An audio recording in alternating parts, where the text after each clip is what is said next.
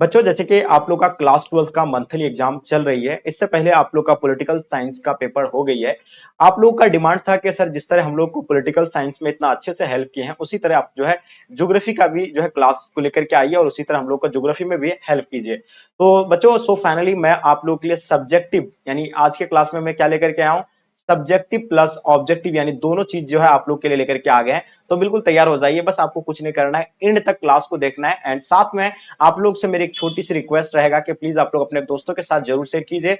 अगर आप चाहते हैं कि हम इस चैनल के माध्यम से बहुत ही बेस्ट तैयारी करें तो बच्चों इस चैनल को सबसे पहले आप सब्सक्राइब कर लीजिए। इसी तरह का सभी सब्जेक्ट का आपको मंथली एग्जाम का भी क्वेश्चन पेपर आपको प्रोवाइड किया जाएगा। एंड आपका जो फाइनल परीक्षा 2025 में दिया जा रहा है उसके लिए तो ये बहुत ही ज्यादा हेल्पफुल होने वाला है। बच्चों देखिए, जो बच्चे अभी तक आप लोग अगर ग्रुप ज्वाइन नहीं कर पाए तो ग्रुप ज्वाइन कर सकते हैं इस नंबर पे 9162055090। इस नंबर पे हाई हेलो लिख करके सेंड करेंगे तो आपको जो है एक लिंक मिलेगा, उस लिंक पे क्लिक करके आप ग्रुप को ज्वाइन कर सकते हैं और डेली के लाइव क्लासेस में आप जुड़ पाएंगे। तो बच्चों आज के क्लास में मैंने क्या बताया आपको, यहाँ सब्जेक्टिव एंड ऑब्जेक्टिव ये सभी जो हम लोग यानी आज के क्लास में कवर करेंगे।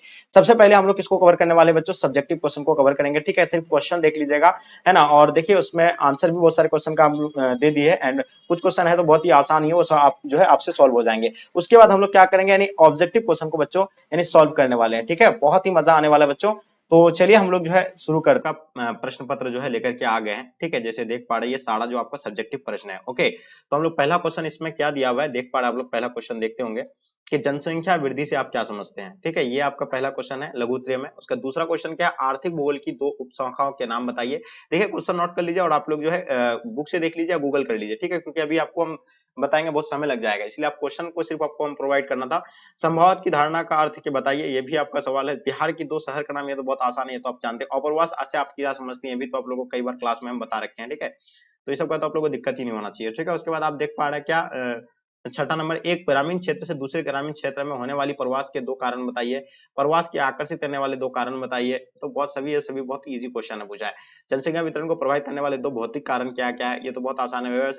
व्यवसायिक संरचना से आप क्या समझते हैं। भारत में स्थिति किन्हीं दो महानगरों के नाम बताएं। ठीक है, स्थित नहीं किन्हीं किन्हीं दो महानगरों के नाम बताएं। ठीक है, तो यार जानते हैं महानगर तो कौन बराबर है, ये तो आप लोग जानते होंगे। चलिए तो क्वेश्चन देखेंगे आपके स्क्रीन पे, आप 11 नंबर क्वेश्चन। ठीक है, निश्चय निश्चय निश्चय निश्चयवाद की धारणा की व्याख्या करें, प्रवास के कारणों का उल्लेख करें। ठीक है, उसके बाद आगे देखिएगा आपके यानी भारत में जनसंख्या वितरण के प्रमुख प्रारूप की व्याख्या करें। ठीक है, उसके बाद आपको हम बता दें भारत में जनसंख्या वितरण के प्रतिरूप का व्याख्या करें। ठीक है, उसके बाद आगे देखिएगा शहर से शहर प्रवास करने का कारण तथा परिणामों का व्याख्या करें, मानव भूगोल के विकास की व्याख्या करें। तो ये सारा क्वेश्चन हम आपको ऑलरेडी पढ़ा रखे हैं। ठीक है, अगर आप लोग जानना चाहते हैं आपको कुछ कुछ संख्या, देखिए जनसंख्या वृद्धि से आप क्या समझते हैं। देखिए किसी स्थान पे निश्चित समय में जो है जनसंख्या जो जन्म दर जो होती है उसका वृद्धि जो होती है उसको हम लोग क्या कहते हैं, जनसंख्या वृद्धि कहेंगे। सिंपल साधारण भाषा में आपको बता, जब और बिहार का अगर दो शहरों का नाम आप लोगों को पता है, पटना है, हाँ पटना हो गया, या आप अपना जिला में कोई आपका कोई भी जिला का भी नाम दे सकते हैं उसमें। ठीक है, ठीक है, जो बहुत ज्यादा प्रचलित है। ठीक है, उसके बाद आप देखेंगे अप्रवास से आप क्या समझते हैं। तो अप्रवास से आप लिए तो बहुत ही आसान है ये क्वेश्चन, ये भी क्वेश्चन मैं आपको कराया था। उसके बाद आप लोगों को फिर छोटा छोटा क्वेश्चन हम आपको बता देते हैं। ठीक है, देखिए जनसंख्या वितरण को प्रभावित करने वाले भौतिक कारण, देखिए जलवायु होता है, ठीक, स्थलाकृति होता है। तो ये इस तरह का ये आपका दो कारण बताया। किसी भारत में किसी ने दो महानगरों का नाम, मुंबई और दिल्ली सबसे बड़ा है, कोलकाता है, कितना सारा है महानगर। ठीक है, चलिए तो आगे ये तो आप लोग का हो गया। इस तरह का आप लोग जो है लिख लीजिएगा। ठीक है, क्वेश्चन पेपर को देख लीजिएगा, इन लोगों को नोट कर लीजिएगा, यही आपका पेपर है। ठीक है, तो चलिए डियर आगे हम लोग ऑब्जेक्टिव प्रश्न को जो आप सॉल्व करते हैं। ओके, क्वेश्चन आ गया है, जैसे देख पा रहे हैं आप लोग, रेडजल ने भूगोल के किस शाखा के विकास में योगदान दिया। चलिए पहला क्वेश्चन आपके स्क्रीन पे आ गया है। तो हम लोग जानते हैं कि देखिए रेडजल ने जो है भूगोल के किस इसमें योगदान दिया था। तो हम लोग जानते हैं वो जो है मानव भूगोल में जो है अपना योगदान दिया था। ठीक है, जिसको मानव भूगोल का जनक भी बाद में कहा गया। ठीक है, तो इसका आंसर आप लोग का प्यारे बच्चों राइट आंसर हो जाएंगे। ठीक है, नेक्स्ट क्वेश्चन की ओर चलते हैं। क्वेश्चन नंबर दूसरा आपके स्क्रीन पे, निश्चयवाद की धारणा के अनुसार कौन सा घटक जो है महत्वपूर्ण है। देखिए निश्चयवाद की अवधारणा के अनुसार अगर देखा जाए तो महत्वपूर्ण के घटक की अगर बात किया जाए प्यारे बच्चों, तो इसका आंसर आप लोग का क्या हो जाएगा, प्रकृति जो है इसका क्या महत्वपूर्ण घटक होगा, किसके अनुसार, निश्चयवाद के अनुसार। ठीक है, तो इसका आंसर आप लोग का ऑप्शन डी राइट आंसर हो जाएंगे। वहीं बात करते हैं तीसरा नंबर क्वेश्चन, भूगोल की कौन सी शाखा प्रकृति और सामाजिक पर्यावरण के सह संबंधों का अध्ययन है। तो प्यारे बच्चों आपको पता होना चाहिए भूगोल के कौन सी शाखा प्रकृति और सामाजिक पर्यावरण के सह संबंधों का अध्ययन है। तो हम लोग जानते हैं इसका आंसर आप लोग का क्या हो जाएगा। तो ये जो होगा आपका मानव भूगोल हो जाएगा, यानी ऑप्शन आप लोग का ए प्यारे बच्चों राइट आंसर हो जाएंगे। नवनिश्चयवाद की धारणा किसने दिया था? देखिए नवनिश्चयवाद की धारणा देने वाले जो थे कौन थे? ग्रिफिथ टेलर थे। या आपको कहीं यही आपका जो है बिल्कुल इसी तरह का आप लोग एबीसीडी करके उतार लीजिएगा, ठीक है, यही आपका पेपर है ओरिजिनल वाला। क्वेश्चन नंबर 5 देखेंगे, आचरण भूगोल भूगोल की किस शाखा की उपशाखा है? देखिए आचरण भूगोल के बारे में बताना है, ये भूगोल की कौन सी उपशाखा है? तो प्यारे बच्चों हम लोग जानते हैं 5 नंबर क्वेश्चन का जो आंसर होगा आप लोगों का, तो ये हो जाएगा आपका यानी सामाजिक भूगोल, यानी ऑप्शन आप लोग का बी राइट आंसर हो जाएंगे, ठीक है। व्यवहार भी भूगोल जो है सामाजिक भूगोल के अंतर्गत आएगा। क्वेश्चन नंबर 6 देखेंगे, भूगोल की कौन सी शाखा मार्क्स के विचारों से प्रभावित है? देखिए भूगोल की जो है कौन सी शाखा मार्क्स के विचारों से प्रभावित है? तो हम लोग जानते हैं प्यारे बच्चों ये जो आंसर की अगर बात किया जाए तो ये मानववाद भूगोल, इसका आंसर आप लोग का परफेक्ट आंसर हो जाएंगे। ओके चलिए क्वेश्चन नंबर 7 देखिएगा आपके स्क्रीन पे, भूगोल में गणितीय तकनीकों के प्रयोग को क्या कहते हैं? देखिए भूगोल में जो है गणितीय तकनीक को क्या कहते हैं इसके बारे में आप लोग को बताना है। तो हम लोग जानते हैं उसको जो है मात्रात्मक क्रांति कहा जाता है, और इसका आंसर आप लोग का मात्रात्मक क्रांति राइट आंसर हो जाएंगे। ओके चलिए वहीं बात करते हैं क्वेश्चन नंबर 8 आपके स्क्रीन पे, विश्व का सबसे अधिक जनसंख्या वाला देश कौन सा है? तो प्यारे बच्चों आपको पता होना चाहिए विश्व का सबसे अधिक जनसंख्या वाला देश की अगर बात किया जाए तो आप लोगों को पता होगा भारत, अपना भारत जो विश्व का सबसे बड़ा जो है क्या जनसंख्या वाला देश है। और एक चीज और भी आप लोगों को बता दें कि पहले चीन था, लेकिन अभी जो 1 नंबर पर था भारत आ गया, ठीक है। वहीं बात करते हैं 9 नंबर क्वेश्चन, किसी स्थान की कुल जनसंख्या तथा कुल क्षेत्र के अनुपात को क्या कहते हैं? बताइए किसी स्थान की कुल जनसंख्या तथा कुल क्षेत्रफल के अनुपात को जो कहा जाता है उसका जनसंख्या घनत्व कहा जाता है, और इसका आंसर प्यारे बच्चों ऑप्शन सी आप लोग का राइट आंसर हो जाएंगे। 10 नंबर क्वेश्चन, निम्न में से किन क्षेत्रों में जनसंख्या घनत्व कम पाया जाता है? देखिए आप लोग जानते हैं कि जहां उच्च ताप होगा वहां जनसंख्या नहीं पाया जाएगा, बिल्कुल भी नहीं पाया जाएगा। मरुभूमि में बिल्कुल भी लोग नहीं रहना पसंद करेंगे, ठीक है।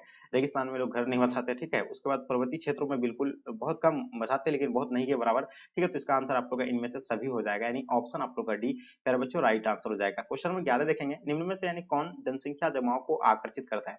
देखिए जनसंख्या जमाव जो है आकर्षित करने वाला कारक कौन सा है? बेरोजगारी से जनसंख्या जमा नहीं हो सकता है, ठीक है। रोजगार का जहां अगर अवसर होगा तो ऑब्वियसली वहां जनसंख्या क्या होगा? जमा होगा। तो इसका आंसर आप लोग ऑप्शन बी राइट आंसर हो जाएंगे। 12 नंबर क्वेश्चन देखेंगे, किसी स्थान में एक विशेष समय अंतराल में कुल पैदा हुए बच्चों की संख्या को क्या कहते हैं? देखिए किसी स्थान में एक विशेष जो समय अंतराल में जो पैदा होने वाले बच्चों को ही जो है जन्म दर कहा जाता है, ठीक है। तो ये आंसर आप लोग का जो है बी प्यारे बच्चों राइट आंसर हो जाएंगे, ठीक है। नोट करते चलेंगे एक एक चीजों को आप लोग को, ठीक है।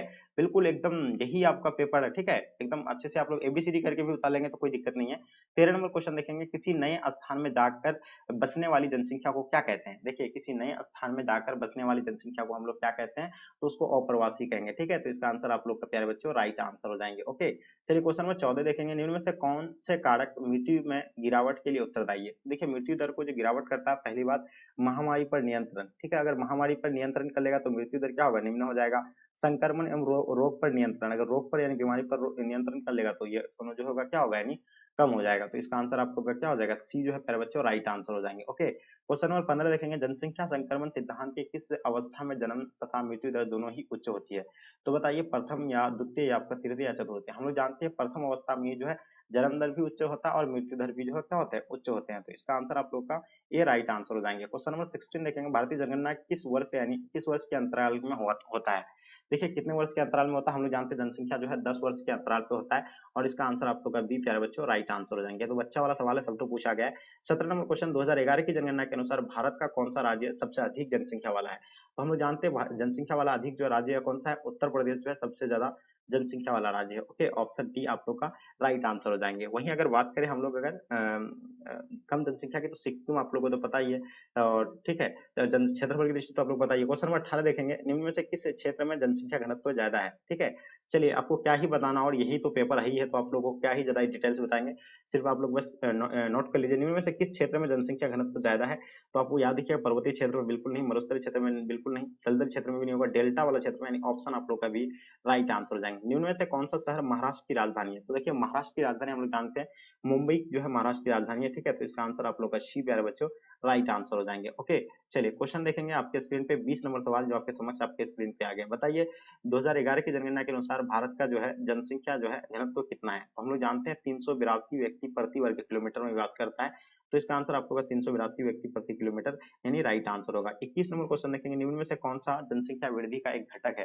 तो हम लोग याद करते हैं जनसंख्या वृद्धि के अगर घटक की बात किया जाए तो जन्म दर भी होगा, मृत्यु दर भी होंगे, प्रवास भी होंगे, इनमें से सभी। तो प्यारे बच्चों इसका आंसर आप लोगों का ऑप्शन डी राइट आंसर हो जाएंगे। वहीं बात करते हैं 22 नंबर क्वेश्चन, निम्न में से किस अवधि में भारत में जन्म तथा मृत्यु दर दोनों अधिक है? तो याद रखिएगा ये 1951 से लेकर 21 का 81 का अवधि जो है सबसे ज्यादा माना जाता है।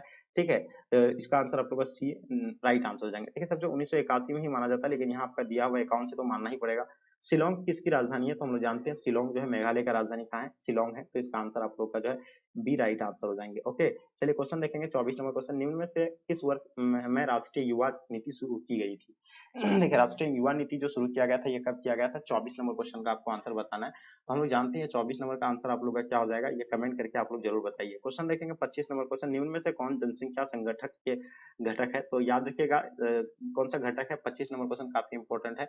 तो याद रखिएगा ये लिंग अनुपात भी होगा, उसका साक्षरता दर, शिक्षा, ये सभी हो जाएगा। तो इनमें से आंसर आप लोग का डी राइट आंसर हो जाएंगे। बेंगलुरु मैसूर औद्योगिक क्षेत्र किस राज्य में स्थित है? तो देखिए बेंगलुरु मैसूर औद्योगिक क्षेत्र जो होगा आपका यानी कर्नाटक में होगा। तो ऑप्शन आप लोग का बी राइट आंसर हो जाएंगे। 27 नंबर क्वेश्चन, भारत में सबसे बड़ा धार्मिक अल्पसंख्यक समुदाय कौन सा है? तो देखिए भारत में सबसे बड़ा धार्मिक अल्पसंख्यक समुदाय की अगर बात किया जाए तो यह हो जाएगा मुस्लिम जो होगा। इसका आंसर आप लोग का डी राइट आंसर हो जाएंगे। ओके, चलिए आगे देखेंगे। अब हम लोग क्वेश्चन नंबर 28 देखेंगे, आपके स्क्रीन पे आ गया क्या कहलाता है कि मुख्य श्रमिकों की न्यूनतम वर्ष में कितने दिन रोजगार मिलना चाहिए? देखिए मुख्य श्रमिकों को जो रोजगार जो मिलता है 183 दिन का मुख्य मिलता है, कितना?